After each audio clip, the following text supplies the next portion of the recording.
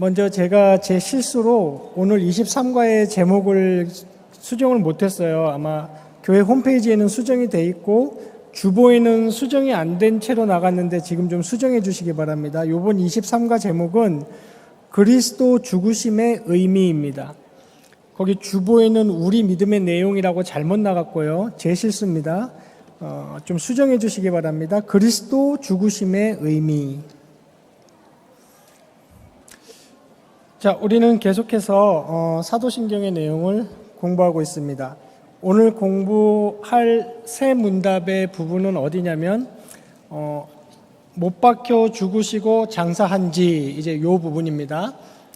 못 박혀 죽으시고 장사한지, 그러니까 그리스도께서 죽으셨다는 것의 의미, 그리고 장사 지낸 것의 의미, 거기에 따른 우리 죽음의 의미를 한번 살펴보도록 하겠습니다.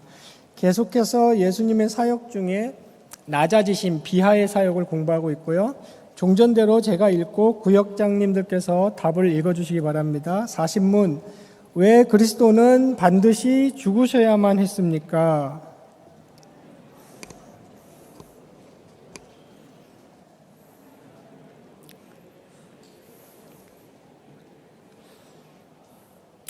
네, 그리스도의 죽음에 대해서 이 하이델베르크 교리문답이 왜 꼭 그렇게 죽기까지 하셔야 됐느냐? 그러니까 하나님의 사랑이 있다면 그냥 그리스도가 죽지 않고도 우리 죄를 용서해 주실 수 있지 않았을까 하는 그런 의문이 전제가 되고 있는 거죠. 지금 하이델베르크 교리문답은 두 가지로 얘기를 했죠. 이유를. 하나는 법적인 요구 때문입니다. 그러니까 하나님이 정해놓으신 하나님의 법의 요구, 하나님은 스스로를 부인할 수 없으니까요. 그게 첫 번째 이유고, 두 번째는 자격의 문제입니다. 그래서 그것을 하나님의 공의와 진리가 그것을 요구하기 때문입니다. 그랬습니다. 먼저 진리를 살펴보자면 많은 진리 중에 죽음에 관한 진리는, 하나님이 정하신 진리는 무엇이 있습니까? 죄의 결과는 반드시 죽음이다. 로마서에서는 죄의 싹은 사망이다라는 진리가 있고, 또 하나님의 공의의 중요한 성격이 무엇입니까? 하나님의 공의는 진리가 반드시 고지고대로 진리대로 적용되어야 되는 게 하나님의 정의죠. 그러니까 인간의 정의하고는 좀 다르죠. 인간의 공의는 완벽하진 않아요. 죄가 벌을 받아야 하지만 사랑한다는 이유로 마치 덮고 넘어갈 수도 있고, 하지만 하나님은 완벽한 분이라서 스스로를 속이시지 않죠. 그래서 첫 번째 이유는 하나님의 진리와 공의 때문에 그리스도께서 반드시 죽으셔야 된다. 다시 반복하자면 어떤 진리입니까? 죄의 싹은 사망이다. 죄는 반드시 죽음이다. 그러니까 우리의 죄를 대신 짊어지셨기 때문에 죽음이라는 것이, 그 죽음이라는 요소가 반드시 있어야 되는 겁니다. 그리고 하나님의 공의는 죄가 분명히 있는데, 분명히 죽어야 되는데, 내가 너무 사랑하니까 이건 그냥 눈 감아줘야지 하시지 않죠? 공의를 반드시 이루시는 겁니다.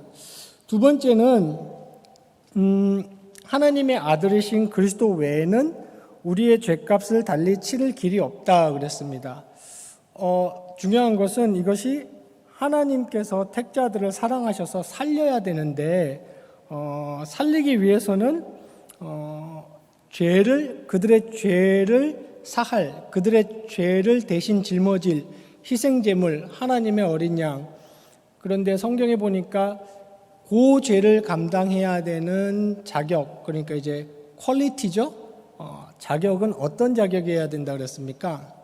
흠도 없고 점도 없는 완전한 희생제물이어야 된다 그랬습니다. 하나님 앞에서 받아들여질 수 있는.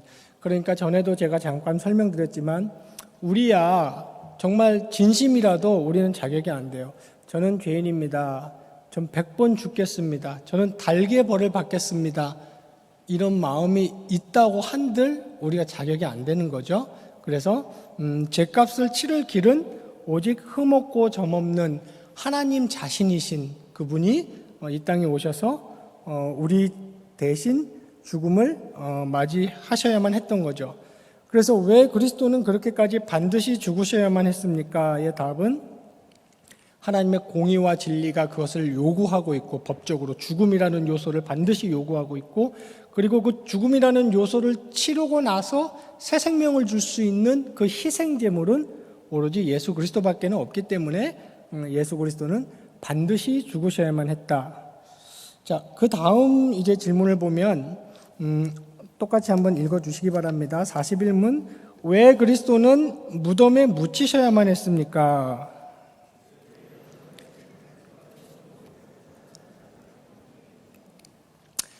예, 이것이 지난 시간에 배웠던 강조점이랑 비슷한 건데 실제로입니다. 실제로 그러니까 그리스도께서 죽으신 것은 죽기까지 너희를 대신할 수 있다는 그 마음만 전해주신 게 아니라 시간 속에서 공간 속에서 그저 역사 속에서 물리적으로 진짜로 죽으신 거죠. 그 값을 진짜 치르신 겁니다. 이게 굉장히 중요하다 그랬어요. 기독교에서는.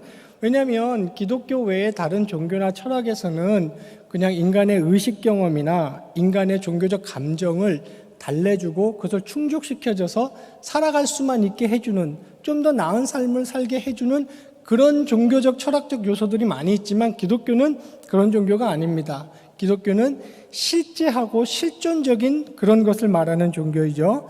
그래서 왜 무덤에 묻히셔야만 했습니까? 무덤에 묻히었어야만 한다는 것의 의미를 발견하려면 여기에 대한 답을 하려면 이렇게 답할 수 있겠죠. 실제로 진정으로 죽으셨다는 것을 그 무덤이 확증해 줍니다. 그래서 기독교 복음에서 무엇이 중요하죠? 빈무덤이 중요하죠. 빈무덤. 자, 마지막 41문 한번 읽겠습니다. 제가 읽겠습니다. 그리스도께서 우리를 위해 죽으셨는데 우리는 왜 여전히 죽어야만 합니까?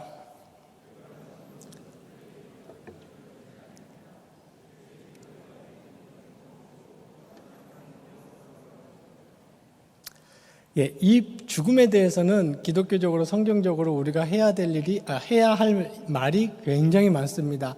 앞으로 기회 되는 대로 조금씩 하나씩 공부를 하겠지만 오늘은 매우 간략하게 핵심만 좀 얘기를 해보자면 이렇습니다. 인간의 존재가 어떤 종교에서는 윤회한다 그러죠. 이번 생에서는 인간이면 다음 생에서는 다른 그 무엇으로 태어난다든지 혹은 어떤 철학, 특히 유물론 같은 그런 철학에서는 인간이 생물학적인 죽음을 맞이하면 존재가 소멸된다 그러죠. 그럼 죽음은 끝이에요. 존재가 소멸되는 겁니다. 그런데 기독교는 그렇게 말하지 않아요. 기독교의 기본 전제는 인간의 존재는 소멸되거나 끝나지 않고 그리고 거기 제가 표현한 대로 생물적 죽음, 우리가 말하는 이거 전에 제가 여기서 설명한 거 기억나십니까? 성경에 생명을 말할 때 두 가지 단어를 쓴다 그랬죠. 비오스, 영어로 하면 바이오, 비오스, 육신적인 생명, 그리고 쪼에 하면 진짜 존재론적 영적인 생명, 두 가지를 말하는 겁니다. 그러니까 비오스가 끝났을 때 육신적인 생명이 끝난 것을 성경은 어떻게 표현하냐면 진짜 영원한 영존의 세계로 들어가는 관문으로 성경은 그렇게 표현을 합니다. 그리고 진짜 가치 있는 존재의 가치를 부여하는 생명은 우리가 흔히 말하는 육신적 생명이라는 이 생명이 아니고 우리가 소위 말하는 영적 생명, 이것이 진짜 그 인간의 존재론적 가치를 좌우하는 진짜 생명이라고 얘기를 하죠. 그래서 이것이 이제 기독교의 죽음과 생명에 관한 가르침의 전제고 오늘 질문에 대해서 답을 해보자면 이런 겁니다. 그리스도께서 우리를 위해 죽으셨다는 그 죽음은 어떤 죽음이에요? 쪼에, 우리의 존재론적 영적 생명. 그러니까 영원히 형벌을 받아야 되는 그 죽음을 그리스도께서 우리를 대신해서 죽으셨다는 겁니다. 그러니까 우리는 영원히 형벌을 받는 그 영적 죽음을 이제 우리는 면했죠. 자유롭게 되었죠. 또 반대로 그럼에도 불구하고 우리는 왜 죽어야만 됩니까?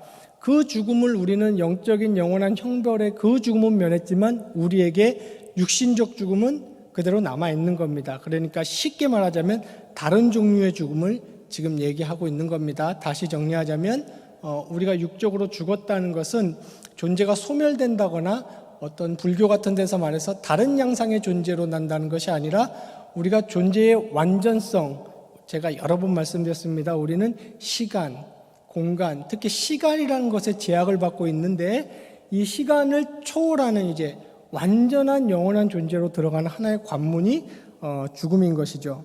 그래서 답에서 이렇게 말했죠. 우리가 죽는 것은 우리의 죄값을 치르는 것이 아닙니다. 이것은 예수님께서 다 치러주셨고 그리스도께서 그 대신 우리가 죄 짓는 것을 멈추고 영원한 생명으로 들어가는 것입니다. 우리는 영원한 생명을 확보했고 하나님의 언약에 의해서 보장받았지만 시간 속에서, 그래서 법적으로 보장받았지만 시간 타임라인 속에서는 그 완성을 향해서 지금도 가고 있는 거죠. 그러니까 우리는 여전히 영원한 생명을 보장받고 확보했지만 여전히 죄의 영향 아래 있고 죄를 짓기도 하는 겁니다. 그러나 죽음이라는 육신적 관문을 통과했을 때는 죄의 영향을 벗어나고 이제 그 한탄스러운 죄짓기를 멈추게 되는 것이죠. 그리고 우리의 최종 종착역인 영생복락으로 들어가 그것을 누리게 되는 것입니다. 자, 마지막으로 결론을 짓자면 성경은 중생, 새롭게 태어났다 했을 때 우리의 신분이나 우리의 생명만이 새롭게 된 게 아니라 무엇까지 새롭게 됐다고 얘기합니까? 골로새서에 보면은 우리의 지식까지, 그러니까 사고 방식이나 가치 작용까지도 완전히 새롭게 됐다 이렇게 얘기합니다. 그러니까 저와 여러분은 오늘 배운 대로 실존 역사적인 인물이었던 예수 그리스도라는 인물의 죽음, 그리고 인간된 나의 죽음, 이것을 앞에 놓고 어떻게 해석할고 어떻게 받아들이고 어떤 의미를 거기에 부여할 것인가에 대해서 중생인의 사고방식과 중생인의 가치관을 적용하는 힘이 있으셔야 됩니다. 구역원들과 깊이 있게 나눠보시길 바랍니다.